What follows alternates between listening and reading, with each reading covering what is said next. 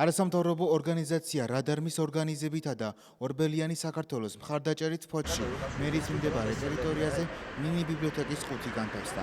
აღმაშენების ათში განთავსებულ ყუთთან ნებისმიერ მოქალაქეს შეუძლია მივიდეს და აიღოს სასურველი წიგნი, წაიკითხოს და დააბრუნოს, ან სახლში წაიღოს და სხვა წიგნი გაყენოს.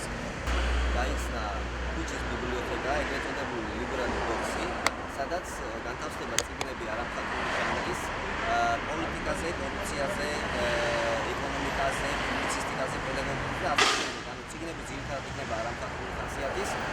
ეს ხუთი თვითონ დადგა გამოცემობა რადარამა, არასამთავრობო ორგანიზაცია რადარამა. მიზანი ამ ხუთის გახსნის არის ის, რომ მოსახლეობაში და ახალგაზრდებში უფრო მეტად იყოს პოპულარიზებული წიგნის კითხვა, ახალი ინფორმაციის მიღება. ეს წიგნები ყველა არის წინა თვეში ან წინაორ თვეში ევროპაში და მსოფლიოში ბესტსელერებად გამოცხადებული.